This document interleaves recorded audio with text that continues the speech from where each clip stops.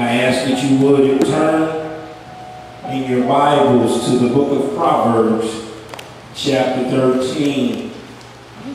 Say Happy Father's Day to all men that it applies. Amen. All right. Amen. Proverbs chapter 13, verse 22a. All right. Proverbs chapter 13, verses 22a. If you have it, say amen. Amen. It reads, a good man leaves an inheritance for his children's children. A good man leaves an inheritance for his children's children. On this Father's Day, I want to talk to you from the subject, a father's love is defined in his leaving. I ain't get an amen in the house. All right. So I guess I need to unpack that. Please, sir. Amen. Let me pray first. Hallelujah. Father, in me now reveal thy glory. Let thy might be ever shown. Keep me from the world's defilement, sacred for thyself alone. Psalm 45, let my tongue be the pen of a ready writer, and let what you've placed in my heart flow through my lips, that it might write upon the table of the hearts of those that shall hear it. We believe it. We believe it. We receive it. We receive it. We expect it. We expect it. We claim it. We claim it. In Jesus' name. In Jesus' name. Amen. Turn to your neighbor, look that neighbor square, and I say, neighbor, this word is for me. By this word, I am saved. By this word, I am healed. By this word, I am delivered. By this word, I am set free. Neighbor, oh neighbor, you might be helped. But this word is for me. You may be seated in the Lord's presence. Boy, it's going to be a tough one. It's going to be a tough one. Y'all looked at me. Y'all looked at me. A father's love is defined in his leaving.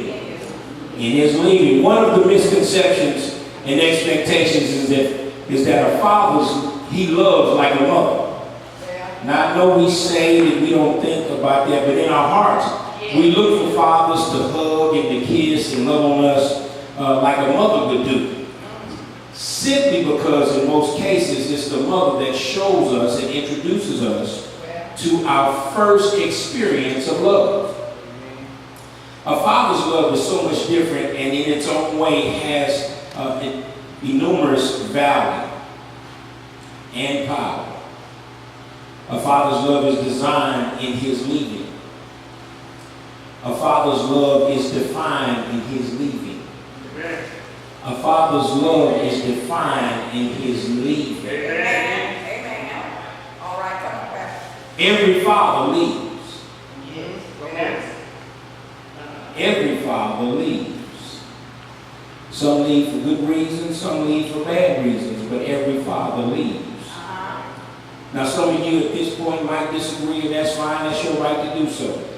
However, with every fabric and fiber of my being, I truly believe that a father's love is not defined in his stayings, but in his leavings.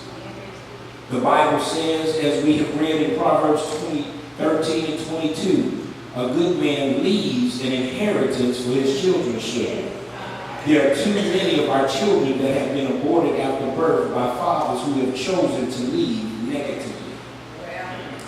A father's love is defined in his leavings. If you will allow for me, how many by show of hands believe the word of God is true? Amen. And so if you will allow for me to teach, and if I get a little excited to preach this thing, because Elder had already done my intro, and so I'll be repeating some of the things that she says. Hey, let's look at the text. A good man leaves an inheritance. Well, an inheritance is simply the acquisition of characters or qualities of importance or valuables transmitted from parent to offspring, i.e. a legacy. A legacy. A legacy. Now, for most of us, we really didn't grasp this because the only thing we heard was leave as in to depart. But now if you allow for me to look at the text and help us to understand that the value of a father's love is defined in his leavings. He leaves an inheritance or a legacy, something such as qualities of importance or valuable that is received from someone by a will. It is a good man or a father, it is his will to leave a legacy to his children. His love is defined by his leaving. What is he leaving? Are you all with me now? You with me now? You with me? Okay, it's in his leaving. It's in his leaving. Because the text said a good man what? Leaves. That's why I say every father leaves something. Well, let's look at leave. One leave is to terminate association with, to go away from, desert, or abandon. This, for some of us, is where we first went to. He just upped and chunked the deuce. And you trying to say, well, Pastor, how can you say that he loved me when he left me? Well, in some cases, it was better for him to leave than to stay and try to love you. And if you will allow for me, I'll show it to us in the text, that it was better for him to leave than it was for him to stay. Ooh, y'all really gonna make me teach this one. Okay, let's move on. Leave, devise, or the law, to give real estate by will.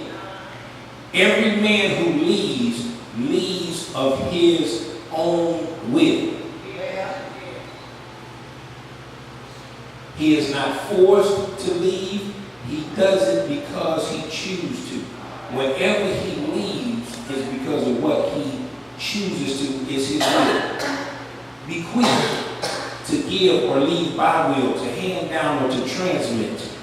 As fathers, whether negatively or positively, we transmit things into our children.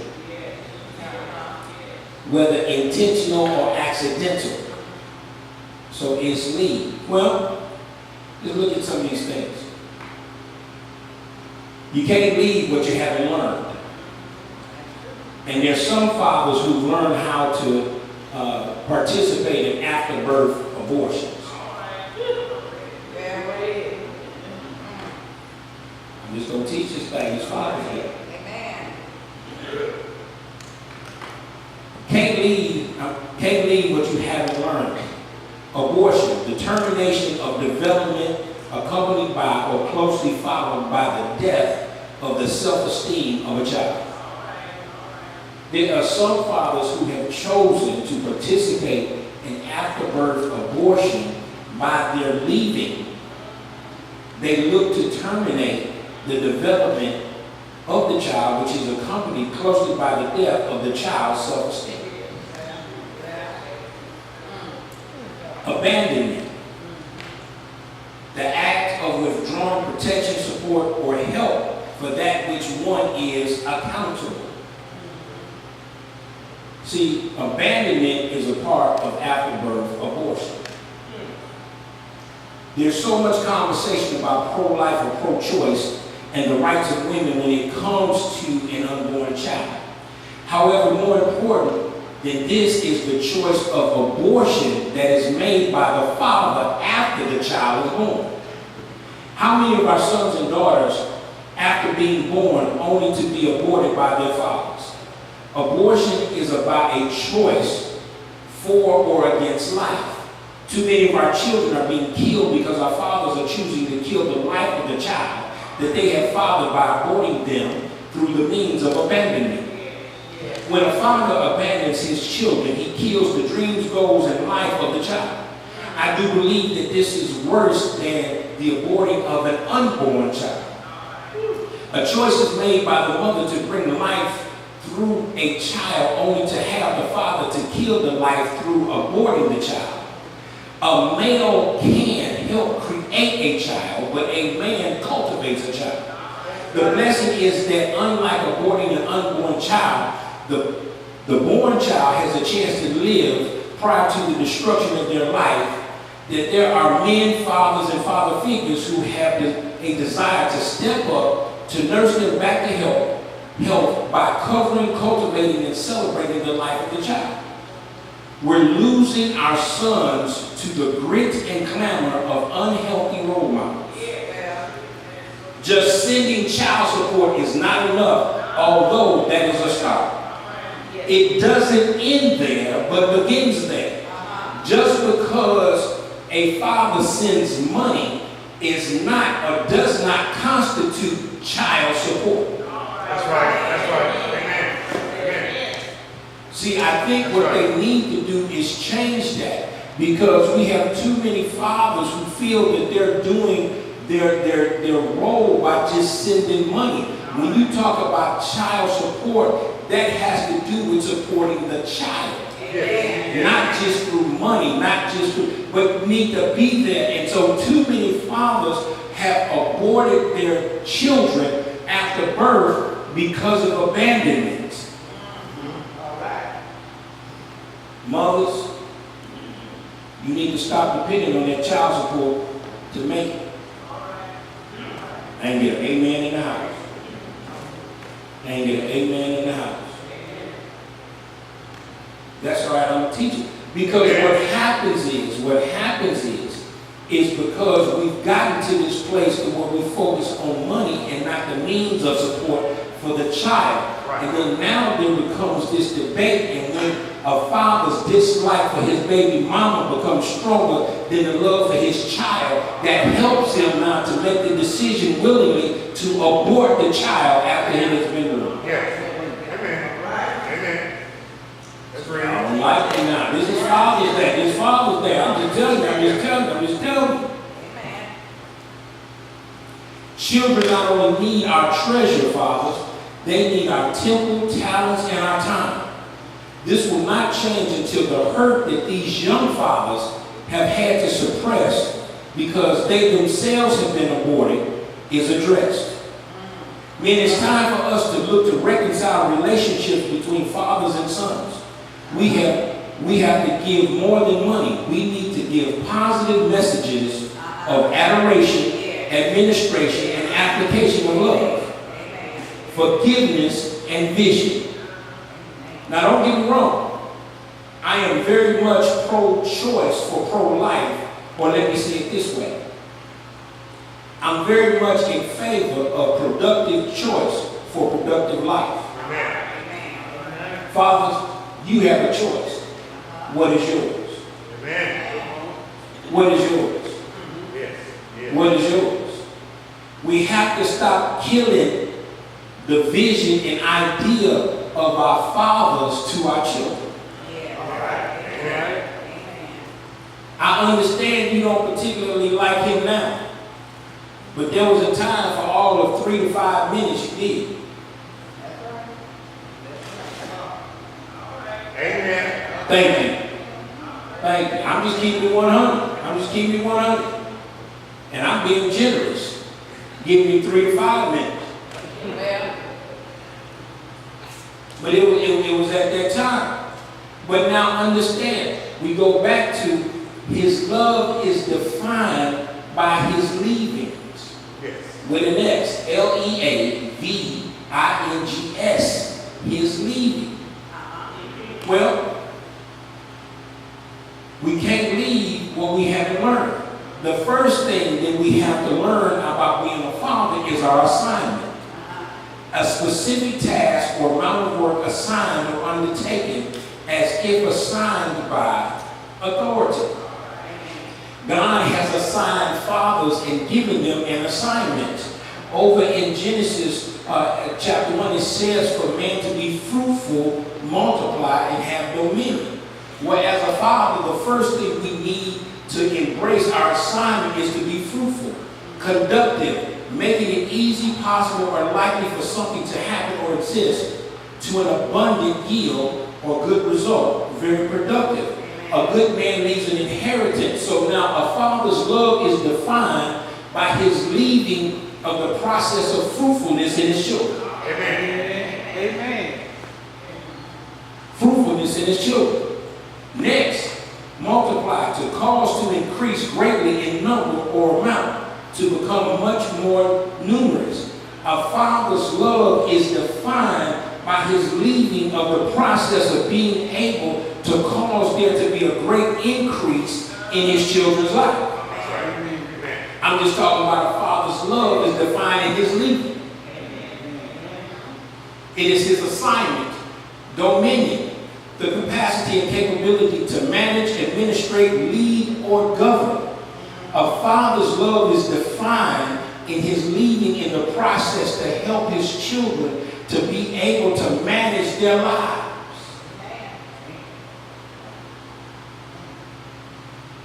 See, y'all not liking me right now. That's okay. That's okay. That's okay. Because a father's love is defined in his leading. A good man leaves an heritage or legacy for his children's children. And so if a father truly loves his children, this is what he's going to do. He's going to embrace his assignment. But not only is it his assignment, it is to administrate, to manage or supervise the execution, use, or conduct of. It is a father's job to leave an inheritance, a legacy of administration. He needs to leave structure and order. Ephesians chapter 6 verse 4 says, "And you fathers, do not provoke your children to wrath, but bring them up in the training and admonition of the Lord." It is the father's responsibility to show love by introducing his children into a relationship with God. Amen. It's hard being a father. It's hard being a father. But when it comes to his love, it is defined by what he leaves. And we have too many fathers over the course of creation who send their children to church with their mothers instead of leading them to church. Amen. Amen. When I love you, I'm going to lead you to church. But what am I leaving? Am I leaving? That's why that I honestly believe that's why, one of the reasons why there are more women in the church than it is men. Because as young boys, we don't see daddy coming to church. He sent us to church. And now, grown folks have their own address. So thus, when I get my own address and I'm grown, I'm not going. Because daddy has left me a legacy that says when I get grown, I don't have to go.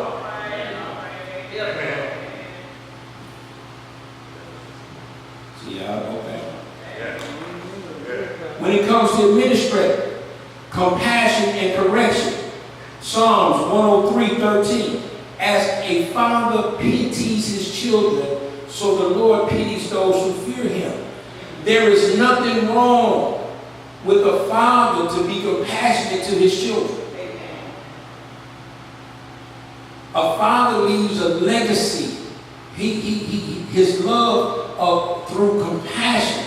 That means this compassion says, I understand where you are. I understand why you did what you did. It's not that I'm weak and I'm the old poor baby. No, I'm understanding this word compassion here, when it equates to God. A father gives grace and mercy. I understand why you did that. Not technically, I ought to bust your butt. But I'm going to have compassion. Because I understand. One of the reasons why I understand is because I did something similar when I was your age.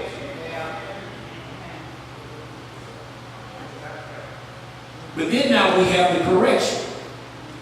My son, do not despise. This is Proverbs 3, verses 11 and 12. My son, do not despise the chastening of the Lord, nor detest his correction.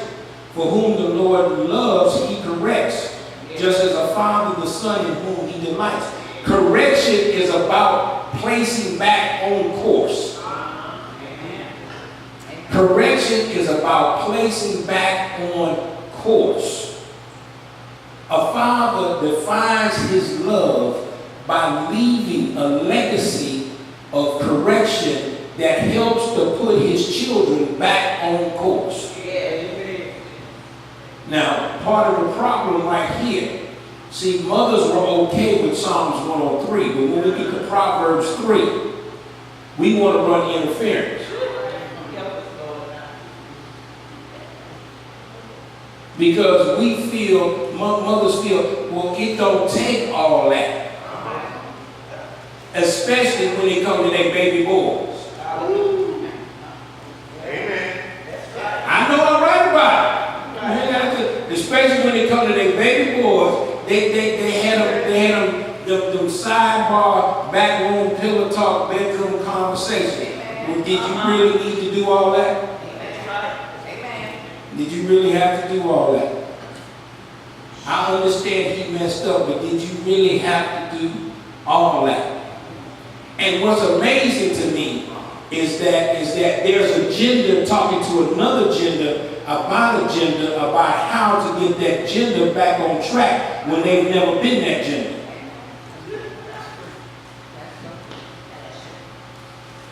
Basically, we have a woman talking to a man about a boy that needs to be put back on track to go from being a boy to a man. And then now the woman is feeling that the man didn't need to do all that for him to be a boy. And so what happens is that when the father doesn't love the child enough not to entertain what the mother says, now the boy grows up to be an adult boy.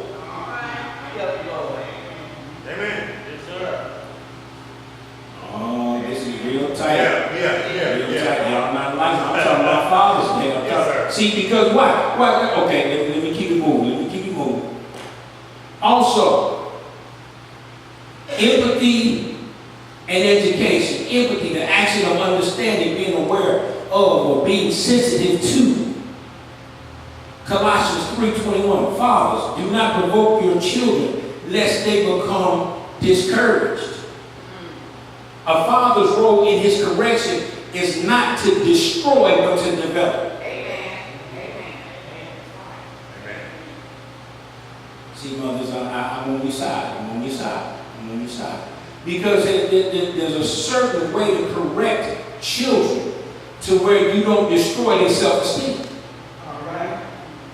And that's the responsibility of the father, especially when he's showing love. He's leaving this process of empathy. That I am sensitive to what's going on. I'm understanding. And so now, see, this is why I'm talking to you this time. Because you are not stupid. You are intelligent, and so I'm going to talk to you. And each generation is more intelligent than the next. So now I'm just simply telling you that I need for you to help out around the house and take the garbage out. If you do not take the garbage out, then now what you're saying to me is, Daddy, I want you to whoop me. I want you to take things from me. That's what you're saying when you don't do what I ask you to do. When you lie to me, what you're saying to me is, I disrespect your position of authority. That's what you're saying to me. And so now, because I am the king of this castle, and if you choose to disrespect the kingship of this kingdom, then I have no other choice but to vanquish you out. See, y'all, I'm just talking about some love. See, but part of the problem is this present generation and the one before them, they don't even know what yours is.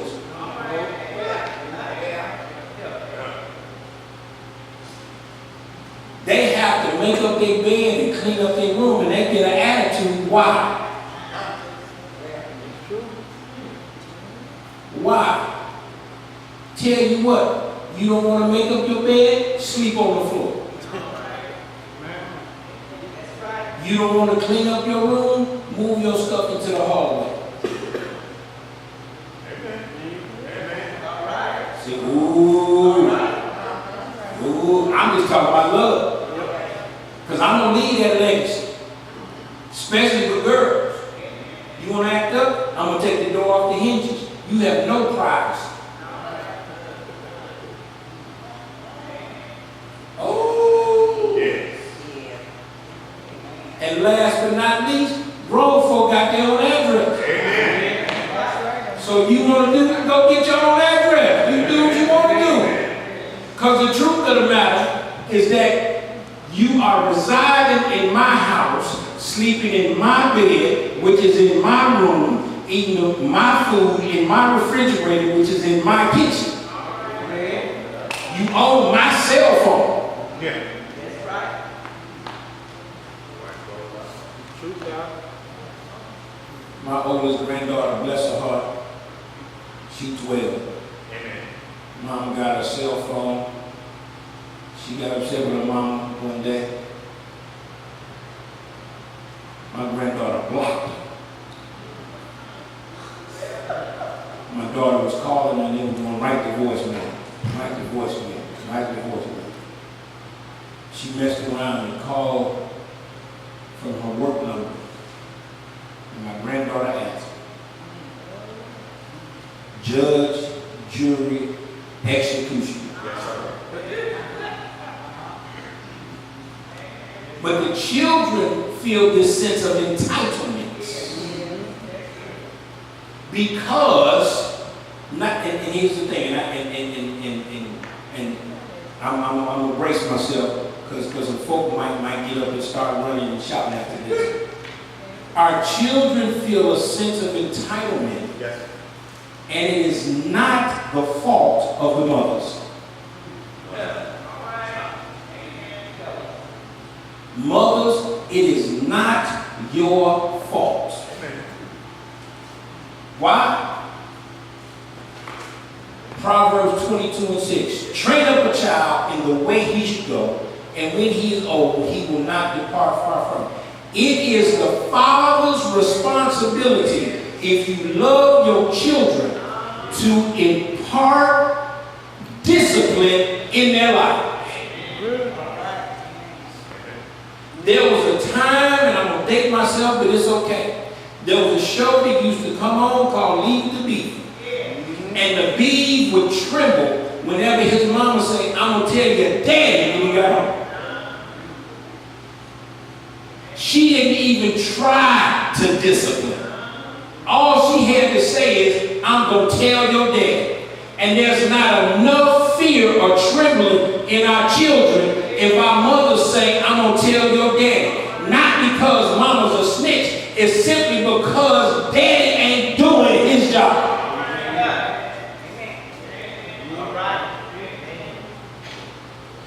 See, y'all not liking me right here. Y'all not liking me. It is the father's responsibility, if he has any kind of love for his children, that he is to leave a legacy of obedience in his children.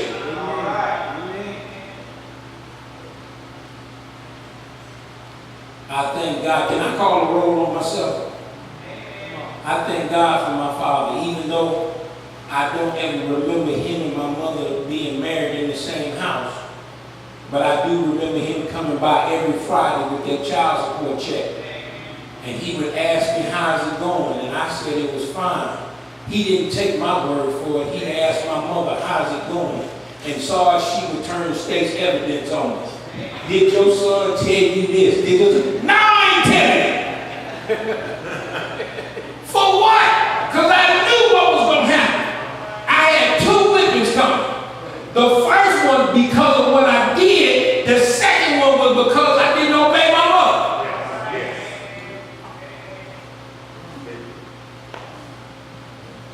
She said, I'm going to tell your dad. No, please don't tell. Please don't tell it. We don't, you know what? I don't know too many kids today who would beg their mamas not to tell their daddies because they had a respectful fear of what daddy would do.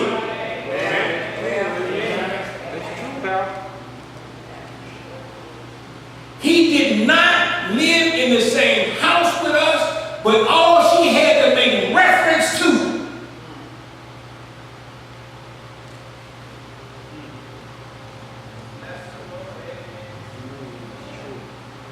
Y'all heard me tell you before, I skipped school the first time in the 3rd grade. I got a whooping on Thursday when I got caught by my mother. I got another whooping that Friday when my daddy came by. That was the last time I skipped school till my senior year in high school.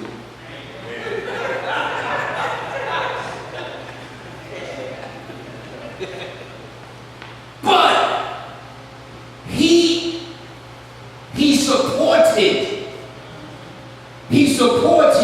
the training process.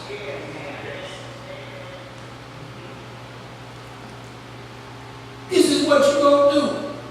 Called myself being slick one time. Sister Gilbert ran away from home because Mama was punishing me because I conveniently forgot to take the trash out. I took their trash out the kitchen and walked out to the alley and kept going. They didn't have cell phones back then. And I know it had to be over 5-6 miles to my dad's house. And I went over there and I was in the neighborhood when she got home and whatever, she called my dad. She said, "You seen it?" And she wasn't even worried because she knew I had good sense. My dad came around the block and I was over some friends. I shoot basketball. He said, "Hey," I talked to him, "Hey, what's going on?" And I told him, "Mama too hard on me. Just because I forgot to take the trash out, she grounded me. She gave me that life sentence. So I'm gonna come stay with you." He said, "Okay, you can stay with me, but you gotta first go back and finish your sentence." Well, ain't no need me to come stay with you. The point that I'm saying, you see, he instilled. He didn't let me take a shortcut. And there's too many fathers who claim that they love their children, but they let their children take shortcuts. Look, obey your mom.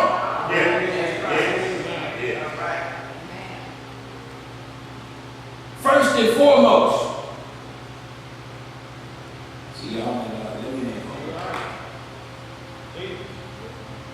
Can't leave what hasn't been learned. Affirmation. An act of saying or showing that something is true.